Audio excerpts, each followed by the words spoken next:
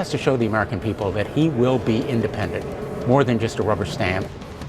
All right, that was Senator Richard Blumenthal revealing Judge Gorsuch's opinion about President Donald Trump's attacks on the judiciary. Moments ago, President Trump weighed into this. He said Senator Richard Blumenthal, who never fought in Vietnam when he said for years he had, major lie, now misrepresents what Judge Gorsuch told him. Joining us now is Senator Chris Coons of Delaware. He is part of the Democratic delegation meeting with President Trump today. Senator, thanks for being here. Thank you, Allison. President Trump, it sounds like, is trying to get the public to believe that Senator Blumenthal is lying. However, Judge Gorsuch's own spokesperson last night confirmed that Judge Gorsuch did call it demoralizing. The language that Senator Blumenthal used was confirmed by Judge Gorsuch's spokesperson. So what do you make of all of this back and forth? Allison, this back and forth just makes me feel like I'm back in high school.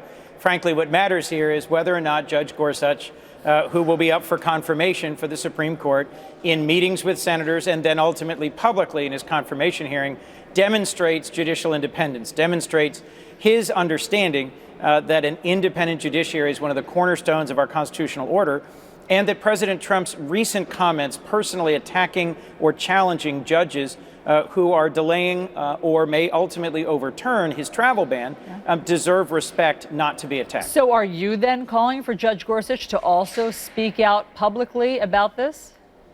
In my meeting with Judge Gorsuch, I will also ask him about judicial independence. And I think in due course, we will ask him about that during the confirmation hearing. I don't think it's constructive for President Trump to weigh in on this and to level accusations against sitting senators. I frankly think the more he stays out of this, the better for his judicial nominee. But this simply highlights why judicial independence is going to be so important for me and for other senators as we go through the process of meeting Judge Gorsuch and considering whether or not he should serve on the Supreme Court. Look, you know, President Trump wants Judge Gorsuch. He can't criticize, I think, his own Supreme Court nominee. So he goes after the messenger, right, Senator Blumenthal. So if you talk to Judge Gorsuch, do you feel that he should and can publicly speak out and say, yes, I do find this demoralizing and disheartening?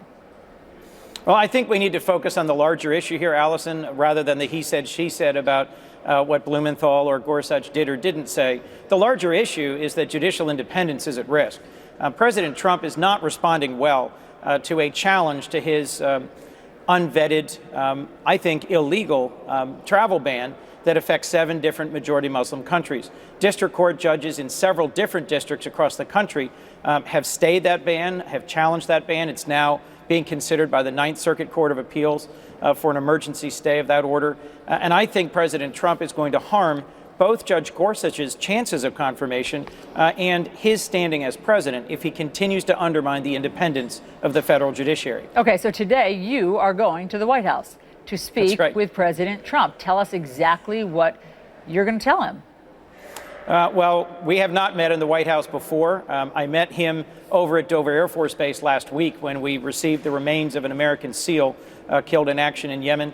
I'm going to press him on the point that I think his executive order was not well conceived and should be withdrawn, and that, frankly, I think his challenging the independence of the judiciary isn't helping, and hope that he might yet make more measured comments and understand the importance of the separation of powers. I do continue to hope that we will find some way to work together on the problems facing America, on strengthening manufacturing. You just had Senator Cory Gardner on.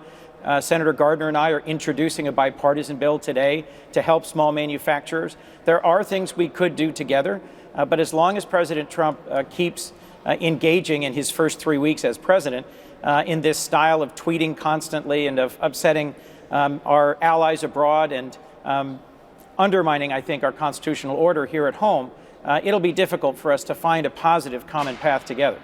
Your fellow Democrat, Senator Jeff Merkley, said about Judge Gorsuch and about the Supreme Court vacancy, let me read you his quote, filling this stolen seat with any individual other than Judge Merrick Garland will destroy Americans' respect for the court. Where are you on this? Should you oppose Judge Gorsuch because he's not Merrick Garland? All last year, I said in the Judiciary Committee and on the floor that it was outrageous that Republican Majority Leader Mitch McConnell and Republicans here in the Senate refused to give Judge Garland even a hearing. And I think for me to do the same thing back to Republicans would be hypocrisy. So I've said that Judge Gorsuch deserves a hearing, the hearing that Judge Garland never got. That respects the American people and allows my constituents to hear Judge Garland's background, experience, his constitutional philosophy. And I think we should have that hearing on the Judiciary Committee. After that, I think we should see. But I don't agree with Senator Merkley that we should simply refuse to even consider his nomination. Very quickly, I heard you just call the travel ban from Mr. Trump illegal. It doesn't sound, based on the oral arguments, that the Ninth Circuit Court thought this was an open and shut case. I think it is an arguable case, as are so many. But as I looked at the details of how it was prepared, how it was implemented, and what its impacts will be, I think it goes against the Immigration and Naturalization Act because it does discriminate based on nationality and religion. And I frankly think the way that it was implemented shows that it violates at least the spirit, if not the letter, of the Constitution. The president made it clear in his campaign for the presidency that he intended to impose a Muslim ban. And this is, in fact, a ban on Muslim countries. So I think we'll leave it to the courts to determine whether they see that as unconstitutional. I certainly think it is illegal. Senator Chris Coons, please let us know how your conversation with President Trump goes today. Thanks so much. I will. Thank you, Allison. Thank you, Chris. All right, Allison, why